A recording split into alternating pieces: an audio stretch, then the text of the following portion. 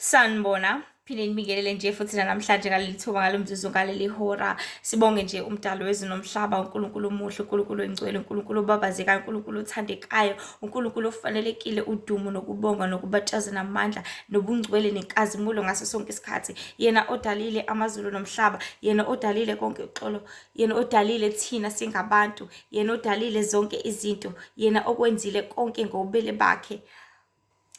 Uxolo, yena owenzile konke ngobubele bakhe, ngomusa wakhe nangothando lakhe nangamandla akhe. UJehova odalile izulu nomhlaba unamandla okwenza zonke izinto. Unamandla okwenza konke ngezindebe nje kuphela, ngezwi lakhe. Ngoba wathi umhlaba ungakabibikho, ungabibikho lutho, wayekhona yena ehamba enyuka umoya wakhe phezu kwamanzi. Wathi ngezwi lakhe akube khona ukhanya, ngoba kwakumnyama, kumnyama phezu kodwa nangempela kwaba khona ukhanya. Wathi sekukhona ukukhanya, wakwehlukanisa ukukhanya ukuthi imini, wakuhlukanisa nobumnyama. Wathi wena bumnyama ngizokubiza ngokuthi ubusuku.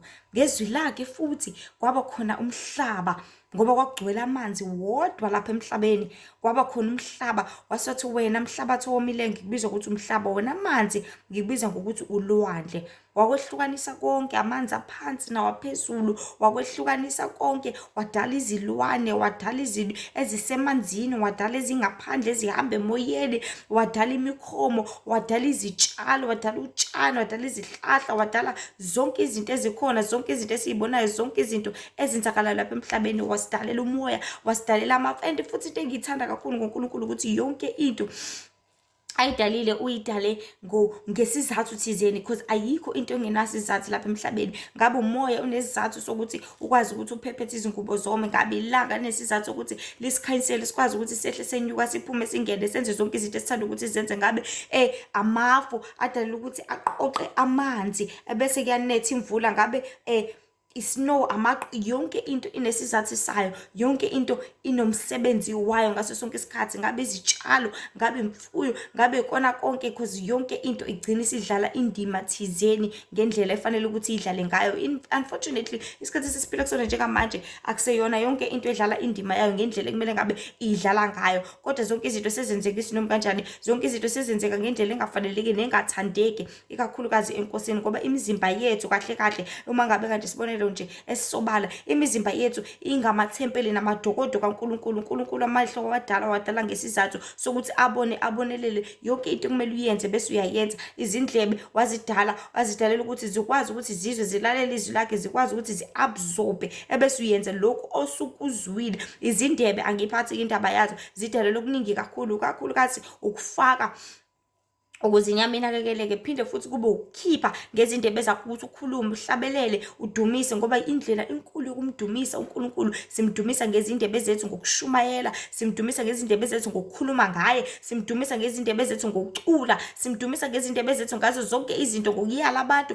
ngokusiza abantu, ngokubaluleka, ngokuhlangana nokubumbana, okuyiyona into uNkulunkulu athanda ukuthi siyenze, ukuvezelana uthando ngaso sonke isikhathi. Sonke singabantu kumele hleze sazi siqonde ukuthi yonke into ekhona lapha emhlabeni izele isizathu, izele inhloso, kumele isebenze ngendlela efanele ukuthi isebenze ngayo. Nezinyawo nezandla wazidalela injongo, ngoba ekugcineni kosuku udumo kumele lube kuye, umdali wezulu nomhlaba. Udumo kumele lube kuye ngezandla zakho, ukuthi yini oyenzayo.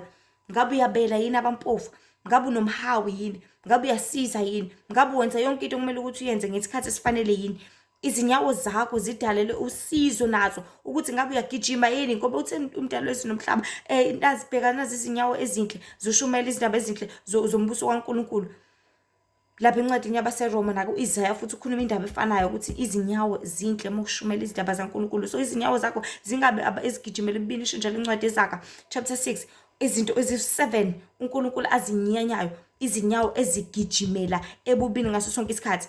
Mhlawumbe uzothi une-stress othi hayi athi ngigijime-ke ngihambe ngiyophuza ngoba vele sengine-stress njengamanje, angisasebenzi, sengiphelile umsebenzi nandani. Ugijimela ebini uthi ngoba kuney'nkinga Nkosi yami ngihambe ngiyotshela umakhelwane bami, ngihambe ngiyobaxoxela nandani. Izinyawo ezigijimela ebini uNkulunkulu uyazinyanya, akazifuni nangelilodwa ilanga. So singabantu kumele hleze sazi ukuthi yonke into inomsebenzi wayo ofanelekile. ungenzi nanoma yini ngomzimba wakho lokho ongamele ngabe kuyenzeka ngawo, kodwa enza lokhu okusemqoka, okufanelekile, okuzoba usizo futhi ikakhulukazi kwenzeni, ekufezekiseni icebo nentando kaNkulunkulu ngaso sonke isikhathi. Kubantu bakaNkulunkulu ohlezi kubalulekile ukuthi sazi ukuthi lapha emhlabeni asiziphilile, sazi ukuthi lapha emhlabeni sidaleleni, sazi futhi ukuthi uJehova umdali wezulu nomhlaba ulindeleni kithi ngaso sonke isikhathi, ngoba usilethela emhlabeni esithemba.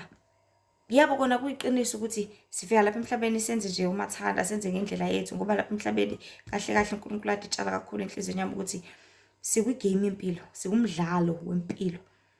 Kuya kuwena ukuthi udlala kanjani, kuya kuwena ukuthi igame yakho usebenzisa maphi ama-skills, usebenzisa maphi ama-strategy, usebenzisa maphi ama-opportunity.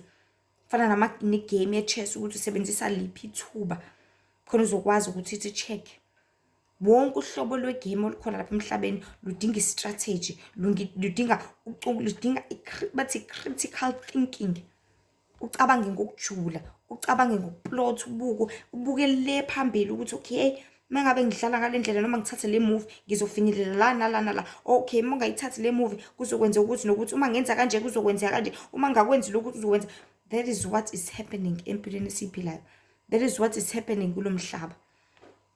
Ukuthi wena ngabe udlala kanjani, udlala nobani, usebenzisa ini, uyisebenzisa kanjani ukuze ibe yisizo ngakuphi, ngayiphi indlela. So bantu baNkulunkulu uhlezi kubalulekile kusemqoka ukuthi ngaso sonke isikhathi sizazi ukuthi singubani, sizazi ukuthi sidalelweni, sizazi ukuthi uNkulunkulu ulindeleni kithi, sizazi ukuthi yini esiyihlale lapha emhlabeni. It's unfortunate ukuthi sesiphile isikhathi sokugcina njengamanje lapho khona abantu sebedele yonke into, sebethi akushuba makushuba, sife masifa, sesiyobona ngale kwethuna. It's very unfortunate bantu bakaNkulunkulu, ngoba ekugcineni kosuku uma usuthola usukwazi ukuthi kwenzakalani ngale kwethuna, uyomangala, uyokhala, uyozisola. Ngoba singakhetha manje sithi hayi sesiyobona kusasa, sesiyobona hayi sekuyokwenzeka okwenzakalayo, ngoba ngithi abangale kwethuna ababuye uzositshela ukuthi kwenzakalani, angithi abangale kwethuna abasitshela ukuthi bezwani, bahamba kwenzakalani. Kodwa masithatha ukubheka, izipoki zikhona, izipoki ziyafika, bafika emaphushweni, bafika bekhala, siyayibona izinto eziningi. Kodwa abantu basanomqondo ukuthi hayi abeze bazositshela, hayi nathi sesiyobona khona. Abantu bakaNkulunkulu yonke into ikhona njengamanje lesi sikhathi esiphila kusona. Ulwazi lugcwele, ulwazi luthe chithi saka, ulwazi lusabalele, lundlaliwe etafuleni kuhle kwebuffet, lundlalele wonke umuntu olifisayo nolulangazelelayo ukuthi alithathe alisebenzise. Yabona kwebuffet kuba khona lonke uhlobo lwento ongayicabanga, lonke uhlobo lwenyama, ngabe ingulube, ngabe imbuzi, ngabe isiklabhu, ngabe inkomo, ngabe inkukhu, ngabe fish. Kube khona lonke uhlobo le-grain, ngabe rice, ngabe khona uphuthu, ngabe khona ogwaqana, kube khona konke, khona izimfino, khona amaklabishi, kube khona whatever. Lonke uhlobo lesiphuzo, cold drink, ijuice, wine, alcohol, lonke uhlobo lesalad, lonke uhlobo le-fruits, lonke uhlobo le-veg, lonke uhlobo lamanzi, sparkling water, spring water, tap water, whatever. Kuba khona lonke uhlobo lwento bese kuthiwa khetha okuthandayo. Choose mazikhethele. Wena kuzikhethela ukuthi ufuna sparkling noma ufuna spring. Wena kuzikhethela ukuthi ufuna iapula noma ufuna ubanana. Wena uzikhethela ukuthi ufuna amanzi noma ufuna idrink. Wena uzikhethela kuzona zonke izinto, ngoba kukhona konke, kukhona konke. Kukhona konke, kuyenzeka konke. So bantu baNkulunkulu siphila isikhathi lapho khona ulwazi lugcwele. That is why uKristu esho ukuthi akekho oyoba nokuzilandulela ngomhla wokuphela. Akekho oyoba nokuzilandulela ngomhla we-judgment. Lapho khona usubekiwe esihlalweni, sekumele ukuvume izono zakho, sekumele ukhulume ukuthi wenzani emhlabeni. Okay, wayidlala kanjani wona yakhe igame? Wafika lapha emhlabeni wenzani? Wabukani? Wahambaphi? Wagqokani? Wakhulumani? Wadlani? Akekho ozoba nokuzilandulela because siyalwe ngayo yonke into. Abesifazane bayaleziwe ukuthi bangagqoka amabhulukwe, bagqoke njengabesifazane, bagqoke bazothe. Sayaleza ukuthi izinwele zethu singazigundi kodwa sithabe ngazo sizothe. sayaleza ukuthi sigqoke kanjani, sikhulume kanjani, singabe ngabahlebayo, sayaleza ukuthi sidle ini, singadli ini.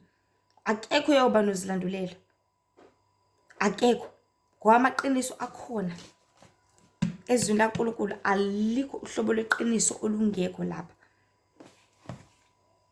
Uma ungathi mhlasimpe liyashoda izwi, do ama-research, go overboard, hamba imile extra.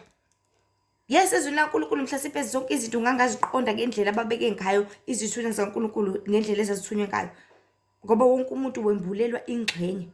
U-Isaya wambulelwa ingxenye, uJeremiya wambulelwa ingxenye, uHezekiya wambulelwa ingxenye, bonke oJohane bambulelwa ingxenye, oJobe, bonke ngokwehlukahlukana kwabo.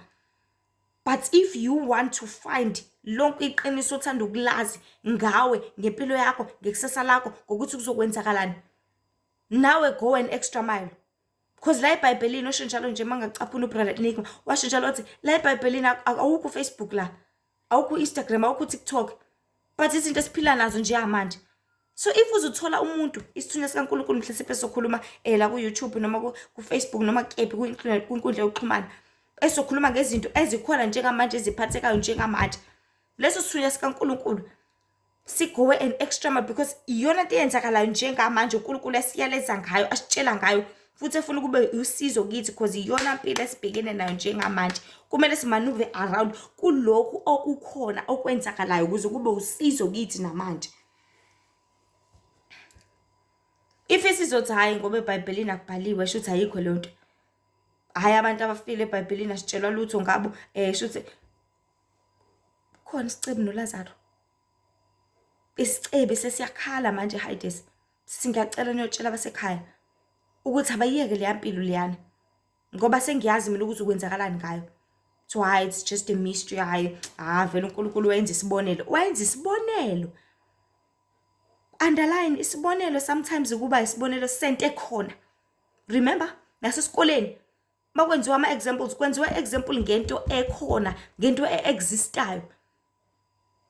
Athi umuntu for an example, mengathatha nje ama-aphula amabili nginikeze ingane ezimbili, eyodwa for an example, mase kuthiwa ngithatha le nkomo ngiyayithatha nginikeza wena isibonelo, into engayenzeka, into ekhona. Because angeke uzoqhamuka i-idea la engqondweni yakho yento engekho, because lapha emhlabeni there is nothing new under the sun. Okwakukhona kuhlezi kukhona, okwakwenzeka kusangenzeka, okwakwenzeka kusangabuya, yonke into ilibele. Yabo nje ilanga lisaphuma empumalanga lishona entshonalanga, yonke into isafana. Inyanga isagcwala iyehla inciphi bencane iphinde igcwale, kusafana, kusenjalo. Izitshalo zisakhulela phansi ziye phezulu, kusanjalo, yonke into isefana, akakashintshi lutho. Abantu kuphela abashintshile. Yabo nje imvula esasuka phezulu yaphansi, akakasuke phansi yephezulu, angithi akakashintshi lutho. Ilanga akakasuke entshonalanga, ngithi liye empumalanga, kusanjalo akakashintshi lutho. So yonke into lapha emhlabeni iyenzeka, isenzeka ngokufana, kuphela abantu abashintshayo. Angabe sakwenze lo kade kuthembisile, angabe senza ngendlela ekumele enze ngayo, angabe sahamba ngendlela ekumele ahambe ngayo. So bantu baNkulunkulu kubalekile ukuthi siqaphele, sazi ukuthi sidalelwe injongo, sidalelwe inhloso, sidalelwe izathu, sidalelwe ukuzodumisa uNkulunkulu, sidalelwe uzobabaza igama lakhe, ukuzoshumayela udumo lakhe ngazo zonke izindlela.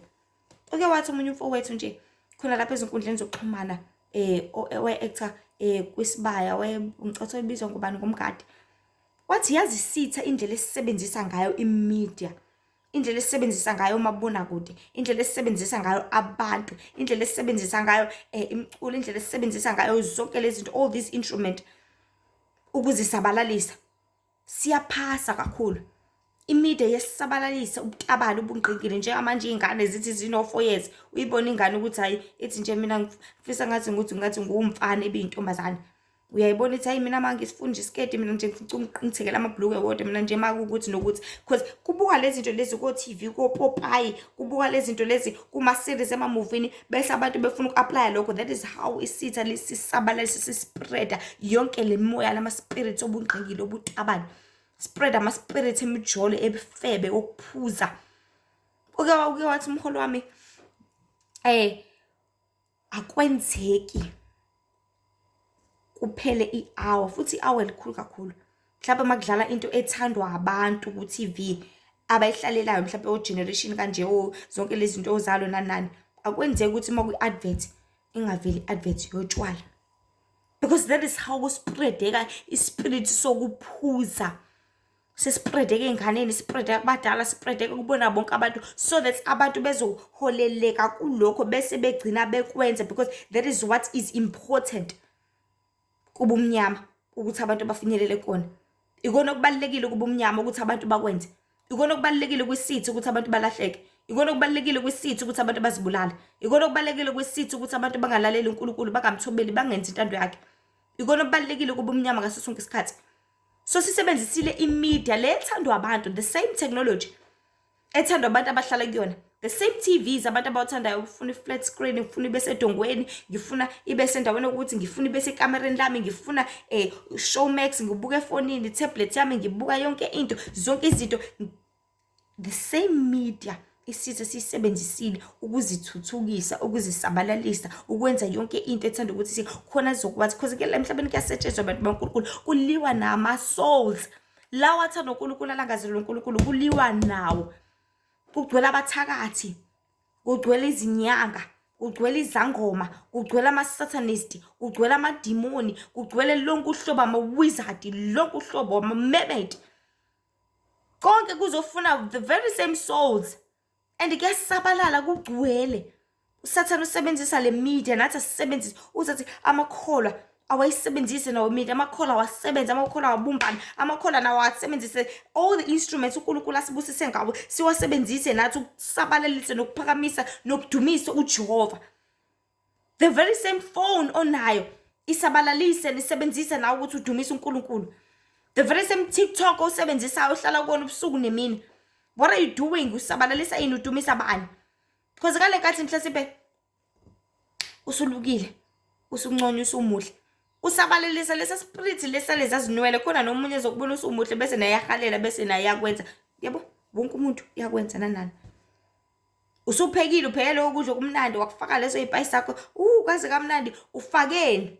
Usabalalisa the spirit lesi sikulesa spice, esikuleya shukela, esikuleyani. Uyazi mfowethu ukuthi nokuthi nomuntu sezohalela afuna ukwenza the very same thing. Kusabalaliswa everything. It's all about ukusabalalisa. It's all about ukufafaza, ukuspreada, so that kuzothumbeka ama-souls angawuthola umbuso wezulu. Kodwa abantu bakaNkulunkulu, uNkulunkulu sasibusisile ngethuba, uma saphila, saphefumula, sahamba, sisuke sangabuyisana naye umdali wezulu nomhlaba, sisuke sangayenza intando yakhe, sisuke sangaphulukiswa, sisuke sangahlengwa, sisuke sangasindiswa, sisuke sangabuyela emuva, uqale kabusha and start afresh.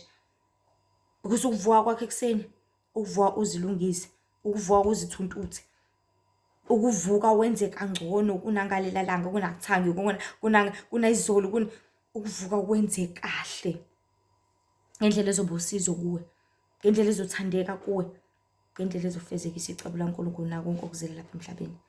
So bantu baNkulunkulu, kusemqoka ukuthi sazi ngaso sonke isikhathi ukuthi sizeleni lapha emhlabeni. Sazi ngaso sonke isikhathi ukuthi kulindelekeni kuthina.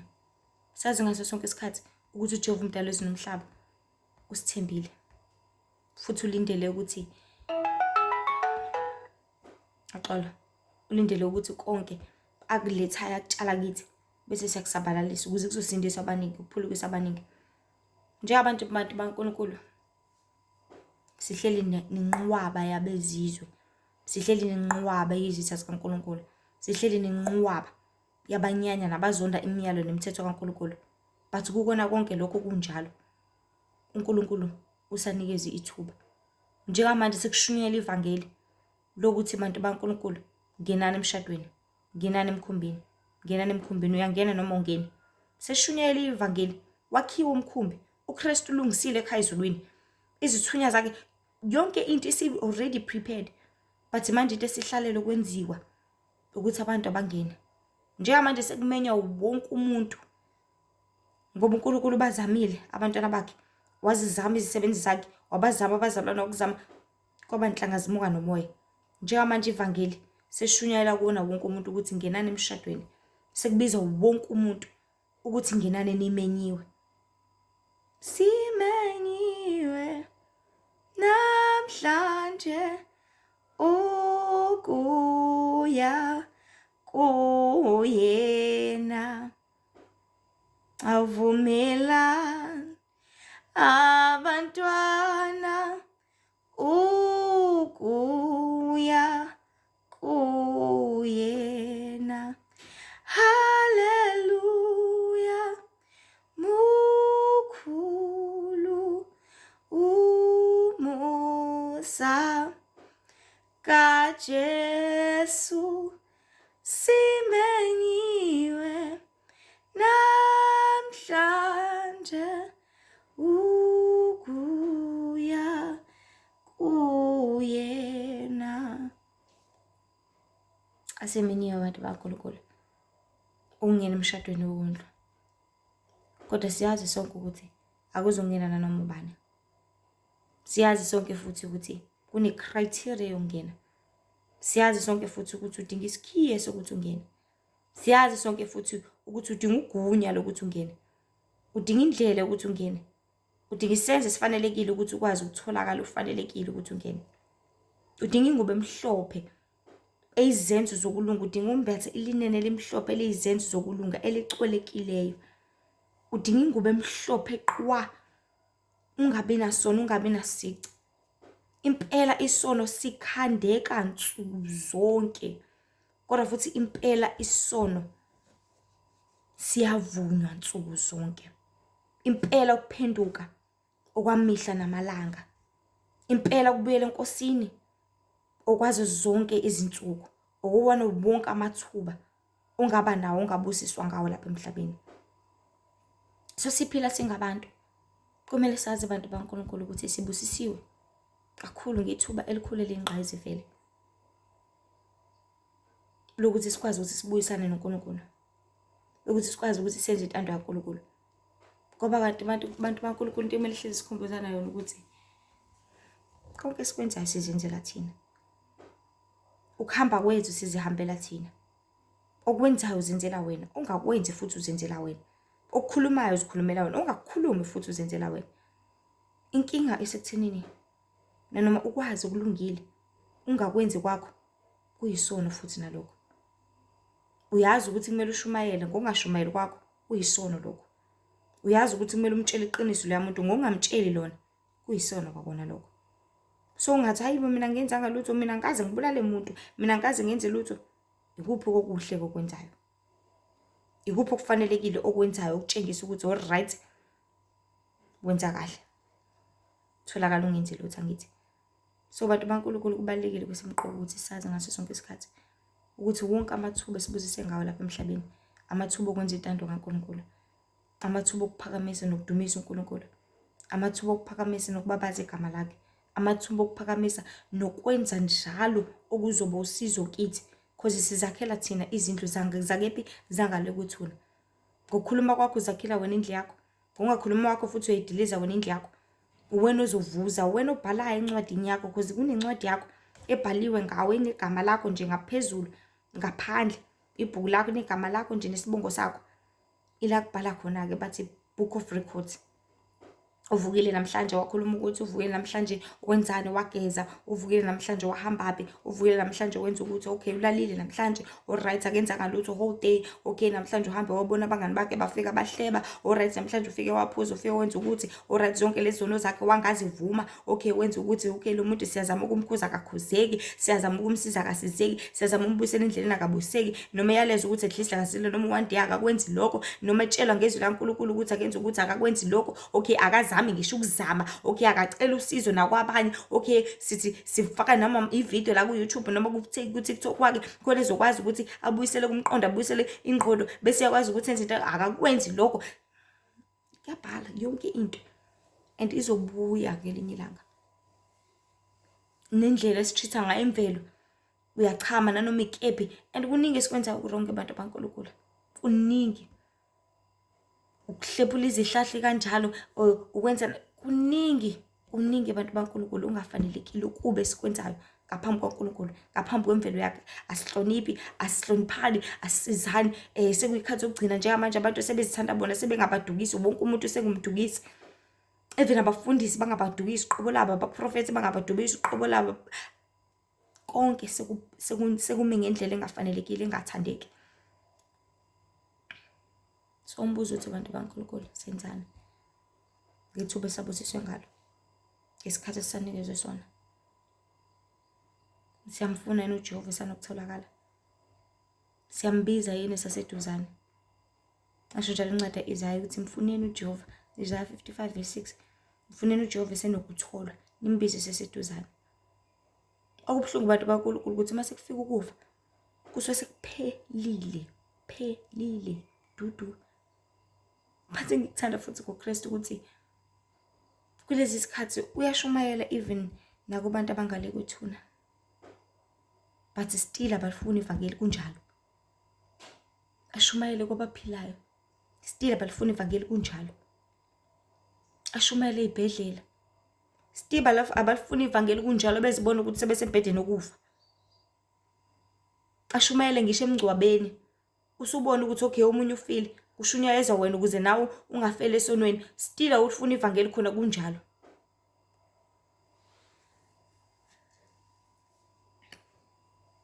Kuningi abantu baNkulunkulu esingakhuluma ngakho, kuningi uJehova umdali izwe nomhlaba asikhansela ngakho, kuningi futhi esibhekana nakho, ziningi izimpi bantu baNkulunkulu.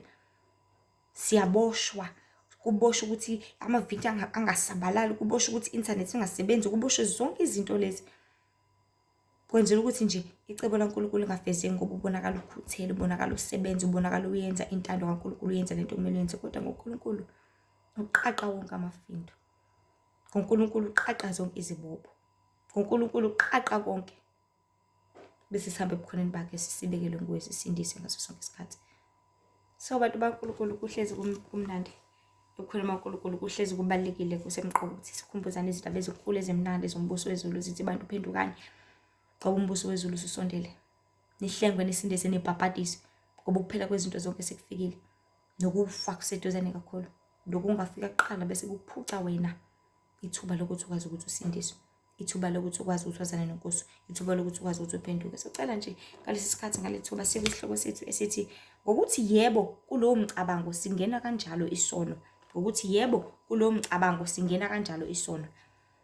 Ziningi izindlela isono ezingena ngazo, ngoba isono isitha, isono ungcola, isono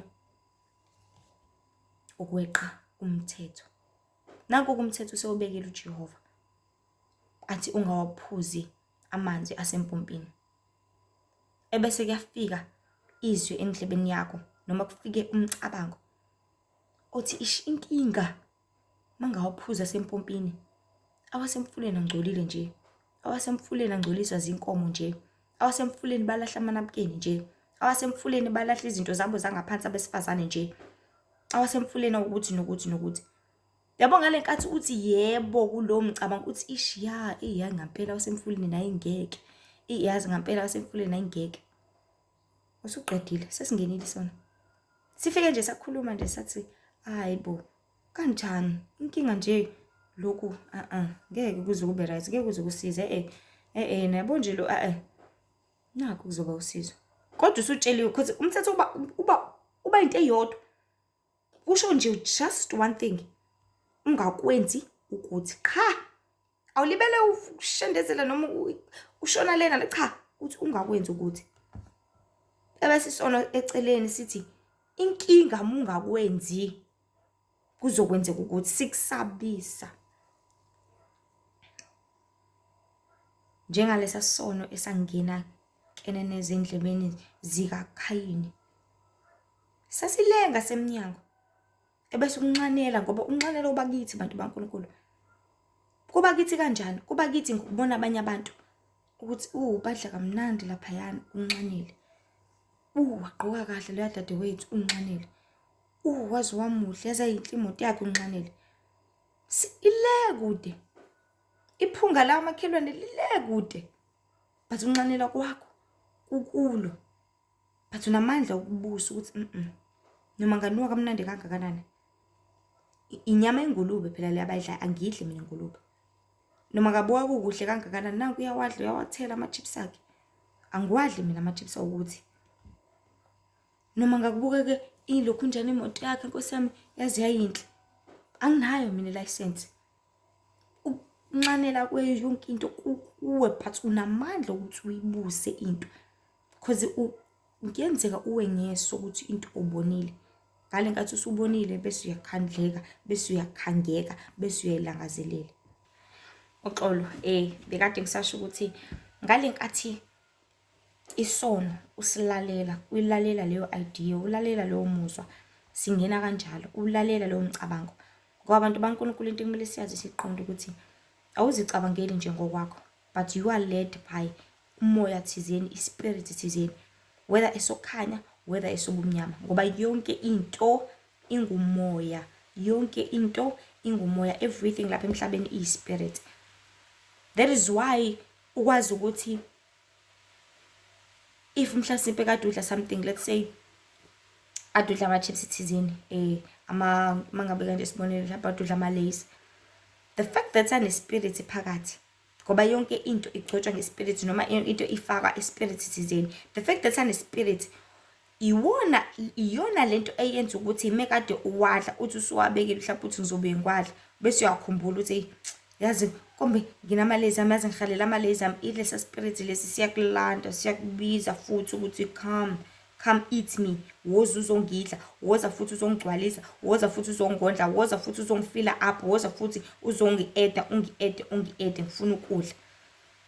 Because sine-spirit thizeni, yona lento elibele ikudonsa, yona lento elibele ikulanda. That is why if singabantu, uma into ufuna ukuyiyeka, if into ufuna ukuyishiya, kuzomela uyisuse iqhele eduzane nawe. Ngoba the more i-around wena, current for sure, I promise you, izophinda ibuyele kuwena. Ufuna ukuyeka utshwala, kodwa uzobulanda ubeke ekhabetheni, buzokulanda, buzokubiza, and futhi uzobizeka. But ngenxa ukuthi uzimisela ufuna ukuyiyeka into, ufuna ukuyikhwitha, ufuna ukuyishiya, futhi ufuna ungabuyeli kuyona, get rid of it, ilahle, uyisuse eduzane nawe. And ngokuyisusa kuwena uyilahla, ayizophinda ibe nabasabelo ukuthi ukwazi ukuthi iphinde ikukhole futhi kubuse.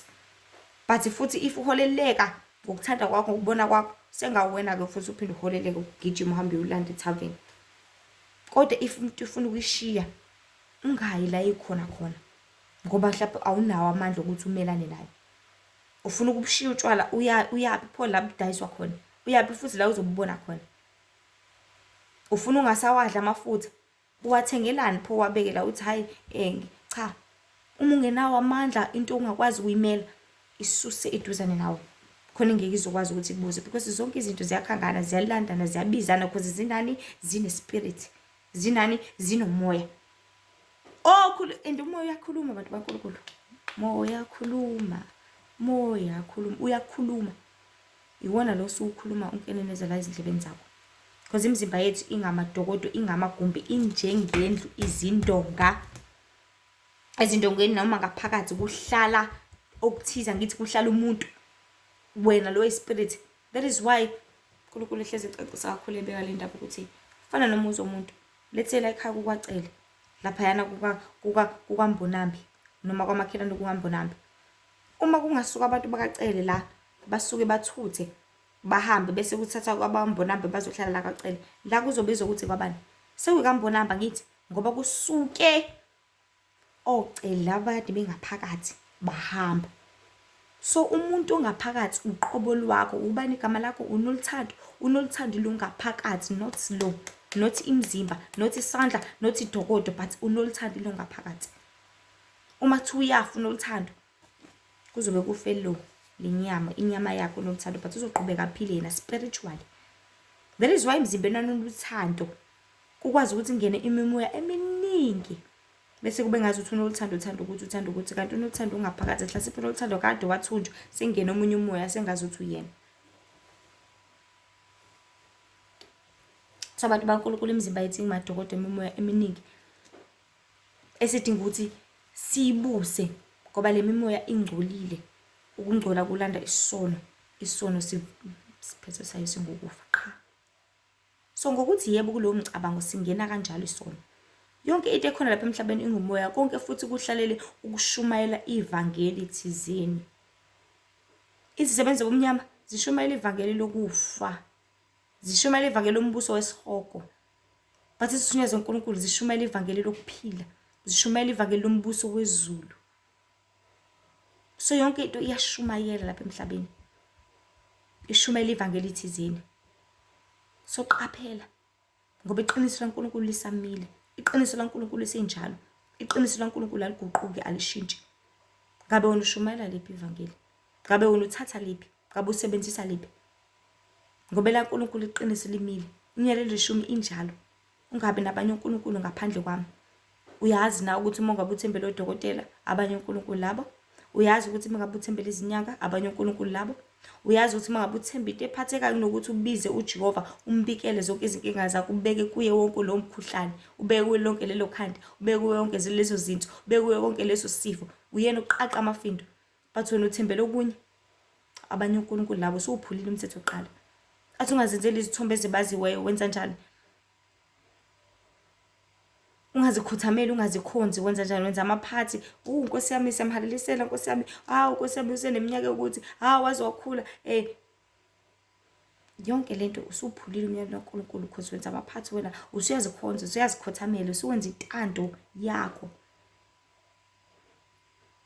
Ungaliphathi ngezigama likaJehova ngoba uliphatha ngezakho miyeka. And amahlaya manje ngoNkulunkulu abeve bewenza. Benza ama-profile athi ngimina uJesu. Benze zonke lezi zinto bahlekise ngayo uNkulunkulu ku TikTok, ku-Instagram, bahlekise ngayo. And nalezi zingoma lezi kuthiwa hayi ingoma yebandla phela lena, becula ngayo Jerusalema, becula ngezulu, becula ngazo zonke izinto, ukuhlambalaza uNkulunkulu lokho. Uyayithatha uyalalela uthi phela angithi kukhuluna ngoNkulunkulu le ngoma, sho ukuthi iyona esimele siyilalele nani, ukuhlambalaza lokho kuliphatha ngezigama likaJehova and akayokumiyeka oliphatha ngeze kanjalo.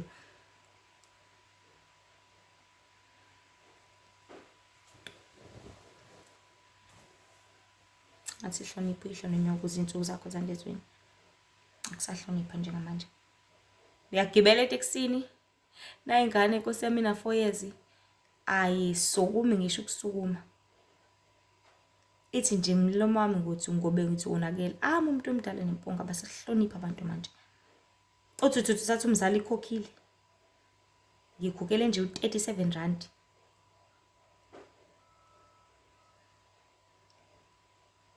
Abasahlonipha abantu njengamanje, abasaphathisani kwezimpahla abantu abadala etopini. Abasahlonipha mebona umuntu uthi amemeza, usezongithuma ke futhi afaka ama-earphone amzibe ngamasibomu. Kuyarekhoda yonke lento bantu baNkulunkulu. Kuyabhala konke phansi. Into yobuzwa ngakho. Ilanga yobuzwa ngakho. Konke kuyaqoshwa. Sho njalo umfundisi uMpungose uthi iyodlala ifilimu. And iyodlala impela. Futhi akuyoba mnandi. Khumbula usuku leSabatha ungcwelise. Angiphathi ke le Sabatha. Yona into enyanye kanje kudlula zonke izinto uma kuyiSabatha nje abantu awema. Ilona suku kusetshenzwa ngalo ngempela. Ilona suku li-double pay emsebenzini. Ilona suku ezitolo yona suku nje olubhizi ngempela. Phuliyani imiyalelo kaNkulunkulu.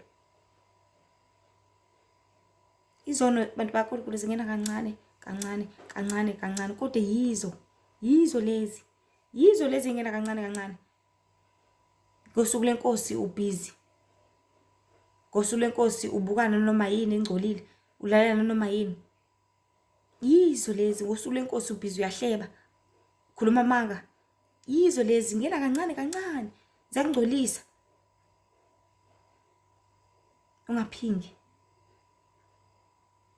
Ukuphinga kuqali ngokuthi sesempedeni naloyo muntu loyo. La. Ngicabanga nje lonto. Ngombuka nje umuntu umkhanukele, crush yami. Usulalile naye uqedile, usuphingile uqedile, uphuliwe umyalelo manje obvious. Athi ungebi. Ngisho ungakhokhela umuntu imali yakhe, uyamtshontshela. ukweleta amalobolo wayethe uzokhokha, umtshontsha lokho. Ulala nomuntu ungashadile na, umtshontsha lokho. Ungavunyelana umtshontsha lokho, uweba lokho. Angikuphathe lokho simple ukuthatha into yomuntu ungayicelanga, umtshontsha lokho. Uthatha efrijini awucelanga, umtshontshile. Thatha ukudla kwami ungacelanga, ukutshontsha. Ubovuma, ububuyela kumuntu usiyazi, Nkosi yami mina ngidlula ukudla kwakho ngiyaxolisa. Ngoba ungitshontshile, uthathe ngekho bese esikoleni, ungitshontshile, uyisela. Hayi vele ngijwayele ukuyithathela, hayi vele imali yama ngijwayele ukuyithathela, vele ngijwayele kanje. Hayi, sela lokho, ntshontshiile. So bantu baNkulunkulu, mahlale sazi njalo ngaso sonke isikhathi ukuthi kulindeleke kithi ukuthi sibuyele kuNkulunkulu. Kulindeleke kithi ukuthi senze intando kaNkulunkulu. Kulindeleke kithi ukuthi sivume izono zethu. Kulindeleke kithi ukuthi sibuyele ebukhoneni baNkulunkulu ukuze singalahlwa ngelinye ilanga. Usabani? Usaba umuntu noma usaba ukulahla? Athi ungafisa indlu yamakhelwane.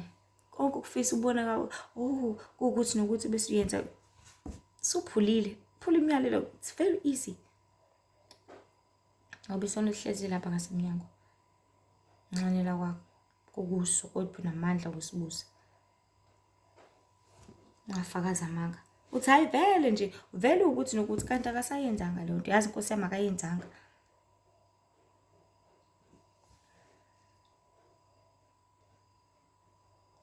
So yonke into ithanda ukukhothanya lapha emhlabeni, ithanda ukudunyiswa.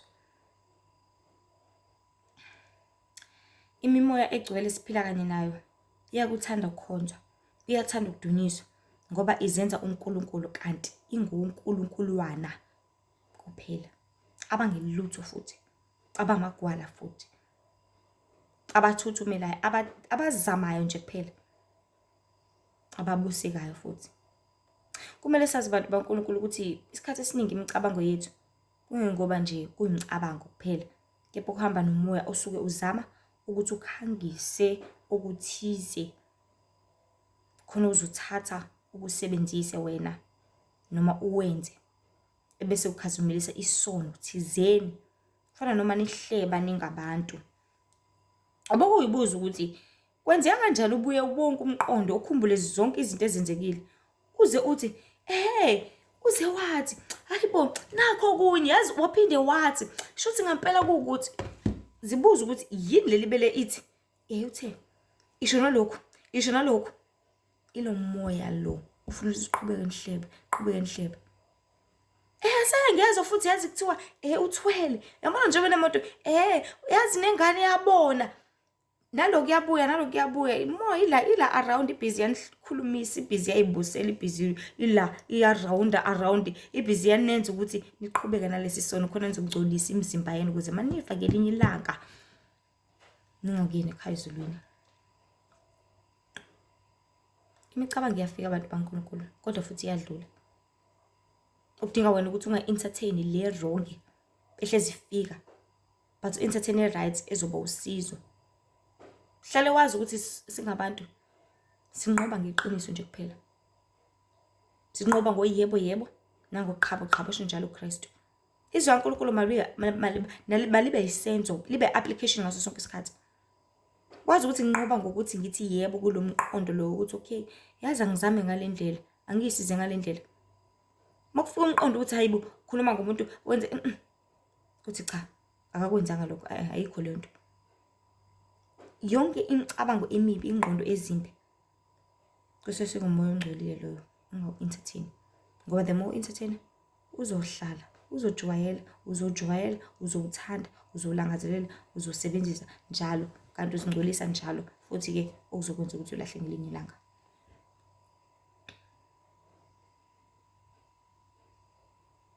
So kuze kufakwe nje izinto eziningi vele kuwukuthi kusuke kufakwe namanga phakathi. Ocaca ngosobala ukuthi kusuke sekufikile le mimoya yokuhleba yathatha indawo niyamanga, yengama imizimba, bakhuluma uthola ukuthi kuwukhuluma nje kuphela, abazosiza ngalutho. Niyakhuluma ngaye Nkosi yami ave sehluleka, ave ukuthi nokuthi nimsiza ngani pho? Akazazi ukuthi ufunani empilweni yakhe. Uyambona uyaphuma uyangena. Okay, siyambona uyaphuma uyangena. Akazazi ukuthi ufunani empilweni yakhe. Okay, nina ngoba niyamazela ke ukuthi mhlawumbe yini engamsiza. Ukhona yini ozosuka kunina athathe istand ukuthi asambe siyoyitshela leya ngane. Siyayibona ukuthi iyalala njalo. Yazi yashonela abazali bayishiya nomkhulu umuzi lo. Kodwa yenza lutho. Yazi lo muzi mhlawumbe ngoba kunezinto eseceleni kumele ngabe mhlawumbe at least iyaqashisa, kumele mhlawumbe at least naye ngabe yaqhubeka yenza ukuthi nokuthi kodwa yenza lutho irelaxile busy phuza utshwala. Ukhona yini kunina nikhuluma ngayo lengane ozosuka hamba thayibu asiyosiza nkosami ingane yamakhelwane asambe siyoyitshela. Noma nje ukhuluma nje ngayo nibuke shame. Buka nje isilima kanjani, buka nje imali yashiyela izumbu zemali, kubuka nje isebenzisa ngobula. Ukhona yini ozosuka hambe uthatha istand athi sifuna ukuyisiza. Ukukhuluma kwena kube ukukhuluma okuzoba nesisombululo egcineni kosuku. Ukukhuluma kwena kube ukukhuluma okuzoba usizo egcineni kosuku, ungabe ukhuluma nje ukuhleba nje ukuze kube njani. Ngiyambona ukuthi akawathatha inqumo efanele kumsizeni phela. Unless ifiseke nakhuluma naye nathi hayi bozama kanjena nkosami mntanami yazi ukuthi nokuthi nambona ukuthi unhlakazimuka nomoya futhi lokho akunenze ningaphinde ningene engane wena ukukhuluma ke nje belenihleba kuzosizana ngoba kusiza ngalutho. Bantu baNkulunkulu ukuhlangana kwethu nokukhuluma kwethu akube ukukhuluma ukusiza thizeni. Because singabantu vele izinto ebezethu sidalelwe ukuthi sikhulume, sicommunicate, sisizane. Ukuthi yazi nami Nkosi yabi ngize uzungibone nje ngize ngifinyelela ngazama ukuthi nokuthi ngezinto ebezakho uyakwazi khona sizokwazi ukuthi sisizane. Nithi nihlele eTexini nigibela nihambe nixoxe nje ningabantu. Thola ukuthi nixoxa nje mhlawumbe unenkinga wena unesisombululo sayo. Nixoxa nje udinga imali wena unayo ngamnikeza. Nixoxa nje udinga i-direction khona la yakhona akanayo i-direction akazi ukuthi kuhanjaphi kwenziwe njani wena uyazi. Mhlawumbe nje nixoxa nje unenkinga yefoni ifoni yakhe nkosami iblockekile wena uyazi ukuthi ivulwa kanjani wena ugood kwi-IT. Mhlawumbe nixoxa nje ufuna ukuyo-applyela umsebenzi wena uyazi kunepost ephumile ndlela ndawo thizeni nequalification le yanayo wena uyazi ukuthi uzokwazi ukuthi angene. Nixoxa nje ukusizana. Hayi uxoxa nje hawo Nkosi yami Nkosi yami njalo kuyacomplaina. Sesavelelwe imvula. Sesavelelwe ilanga. Sikwazi ukuthi njalo sikhuluma ukukhomplayina singabantu. Njalo yonke into esixoxa it's all about ukukhomplayina, all about ukhalaza, all about ukugxeka uNkulunkulu ukudicila phansi igama lakho udicila phansi zonke izinto. Where do we take istand sokuthi senze okufanelekile? Sithatha neni istand sokuthi sifuna ama solutions ke nazi izinkinga zikhona yes. Siyibona inkinga zezimali abantu baNkulunkulu.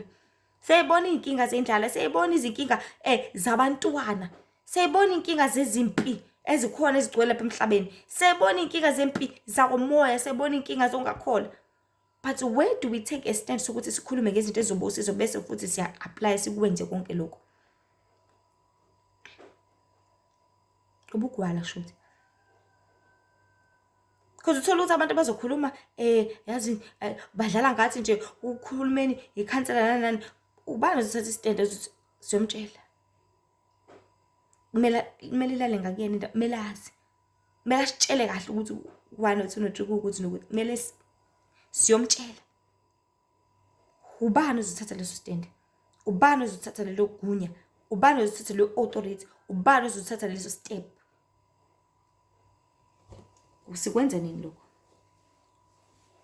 Noma kumnandi ukcomplaina nje, kumnandi ukukhalaza, kumnandi ukurelaxa nje, kumnandi konke. Up until when kuze kube njani?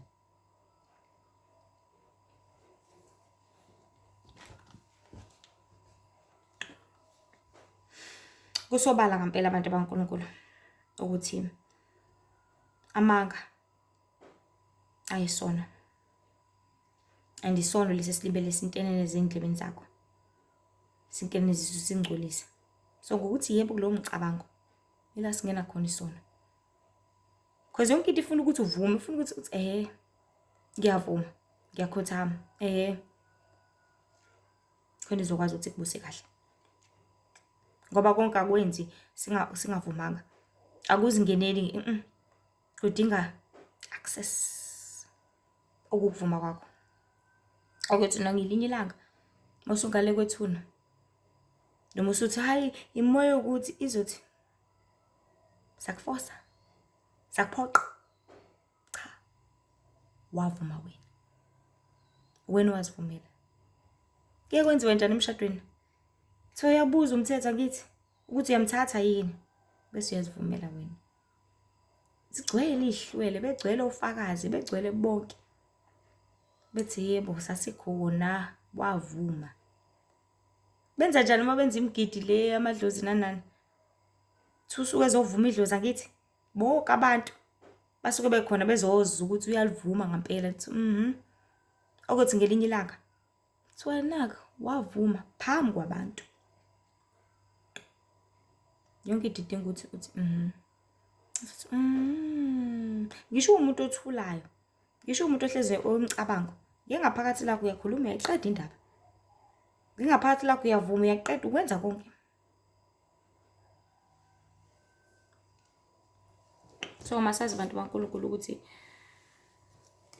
njalo uma uphula umthetho wenza isono.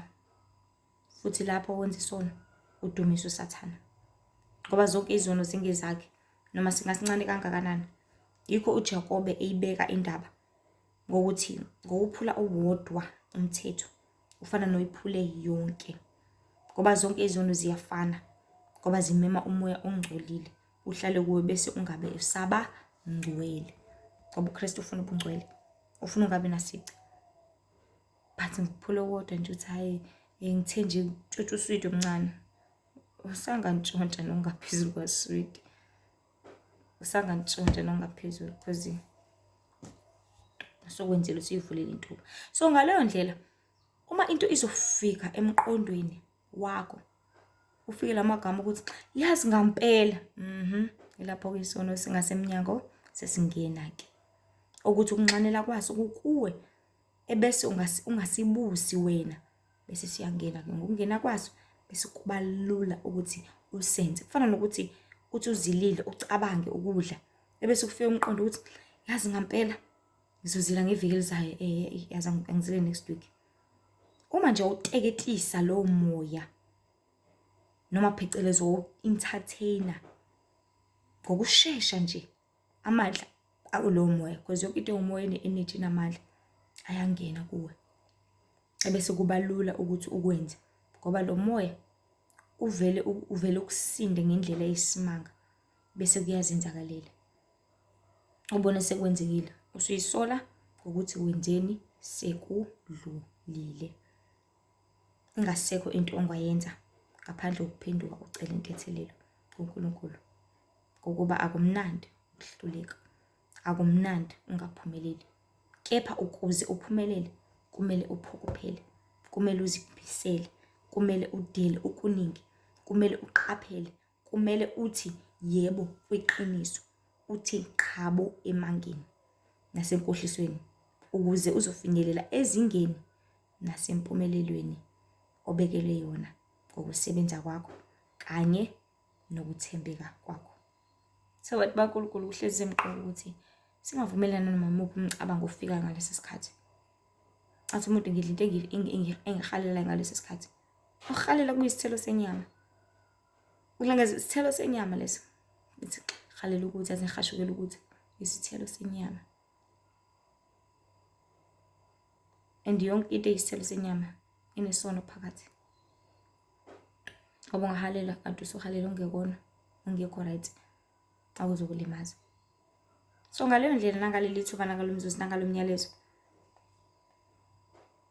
ekumele sikwazi abantu baNkulunkulu siqonde ukuthi kuzona zonke izinto kusemqoka ukuthi sazi ukuthi siluthekiswa kanjani ngoba indlela isitha isilwa ngayo silwa ngokuthi umuntu azisukele yena kuNkulunkulu ngoba siyazi ukuthi sibiyelwe futhi sivikelekile singabantu. Sindi sivikeleke indlela esimanga mase senkosini. Ayikho ingane engavikeleki mayikubo. Ayikho ingane engakhuseleki mayikubo kodwa luyamfana luyana oyifunayo ofuna ukulala naye uma uyintombazane oyihalelayo uzokwenza ukuthi iphume kubo ngithi ngokuthi ayihalise ngoshokolate ayihalise ngamakhekhe izophuma kubize kuyena ayithatha ayifake emotweni ahambe nayo iyise ehhotela. Kuzoba mnandi ehhotela, kuzoba mnandi bukhazikhazi, kodwa ayisavikelekile. Akasekho umzali eduzane nayo, ayisekho la kufanelekile khona. Bese ngenza nanoma yini kuyona, ngoba uyihalise ngazo zonke izinto ezikhona. Yahaliseka, yaluthekiseka, yasenze njani, yasekulahla konke, yasuka kumzali, kwase kwenzeka konke kuyona. So nathi singabantu baNkulunkulu siluthekisa ngayo yonke into ekhona lapha emhlabeni, ubucwebecwebe, igolide, siliva, amanga, ukudla, lonke uhlobo lokudla. And manje siphile gcwele yonke uhlobo lwezinto ezikhona ongazicabanga emhlabeni. Siluthekisa ngakho konke ukuze sizisukele thina enkosini singazingcwelisi. Suka wena-ke fika-ke nje ku-territory esitha sothi ya usela ngimfuna khona, usedlalela entendeni yesandla sami. And mase usudlalela entendeni yesandla sesitha, ilapho khona-ke sesikwazi ukwenza nanoma yini kuwe. Sichoboze, kodwa siqaphele bantu baNkulunkulu, singalinge sisaba ubulala inyama. Thina sesisabe ubulala inyama, bhubhisi nomphefumulo, sirhogwe nokungubani kunguJehova umdali wezulu nomhlaba. So asingavumelana noma yini efika kithi ezosiluthekisa isilahlekise, ngoba isisusa kumdali wezulu nomhlaba, isisusa kumdali ongaqeda ngathi kube ukuphela ngathi. So mase silusisa ngako konke, sesisusa ucingo thina olusibiyela kungumthetho, because umthetho uyakubiyela ngendlela eyisimanga. Nekubela umzali umthetho ukuthi ungawudla ushukela, uyavikeleka kwizifo zoshukela, uyavikeleka amazinyo akho ukuthi angaphumi, uyavikeleka kwikhanda, uyavikeleka kwinyongo, umntwana uyavikeleka izona zonke izinto, because umzali wakho yena wazi ukuthi yini kufanele nekulungele ngaso sonke isikhathi. But wena mongakususa lokho uthi hayi ngizothi thathe kancane, uyalisusa ucingo, uyalisusa ugange, awusavikelekile, sengakena noma yini, inyongo singakuphatha, ubuse uyawudla unoshukela. Usungashawa isiyezi uqhuleke lapha malishisa ilanga ngoba usuyayidla, usuyawadla wena amafutha.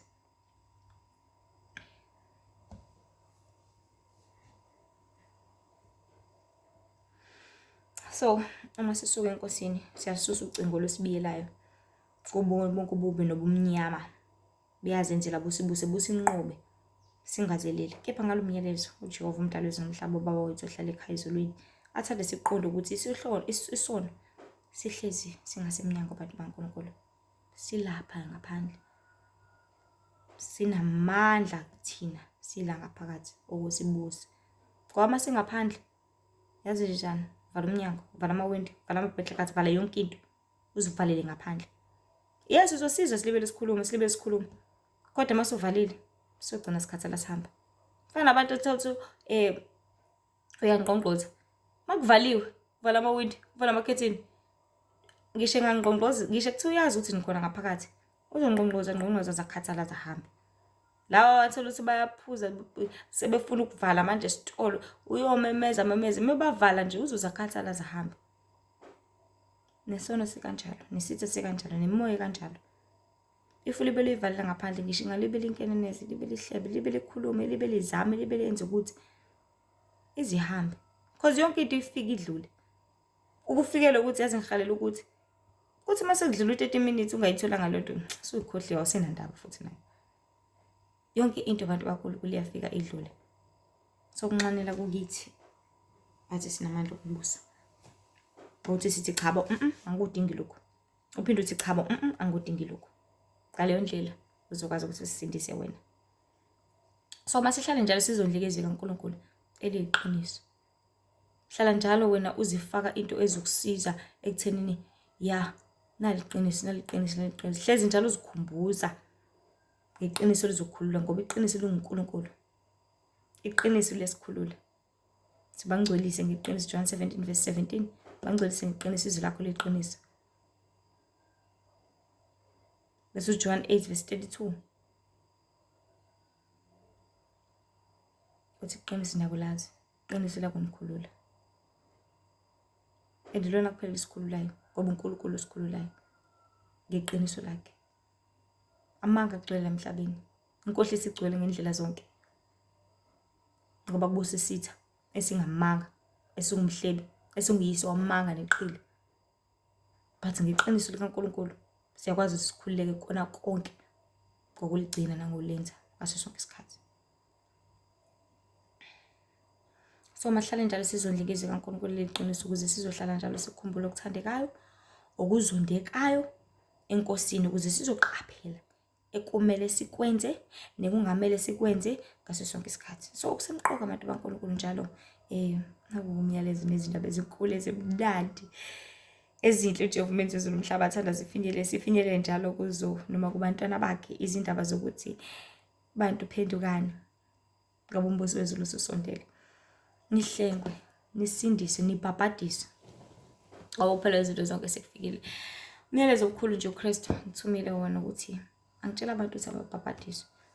Ngoba bengabhabhadisi angeke babone umbuso wezulu bazosala. Umyalezo obalulekile ukuthi abantu mabayilungise. uJesu uyabuya uzolanda ibandla lakhe. Geza fana engane ethi uzolanda iyakhishwa. Geza phela khona ngoba umuntu ozokulanda uyakutshela ukuthi hayibo ngeza zilungise njalo. Masalibele okulala uzothi efika uzokushiya.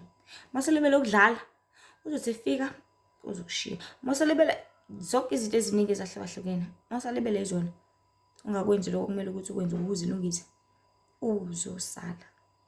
So abantu baNkulunkulu kubalekile ukusimqoka ukuthi ngaso sonke isikhathi sizilungise. Vuka ulungise. Vuka ulungise. Vuka ulungise. Izibani mazikhanye umyeni sezobuya. Vuka ulungise. Izibani nazo ziyizwi kaNkulunkulu.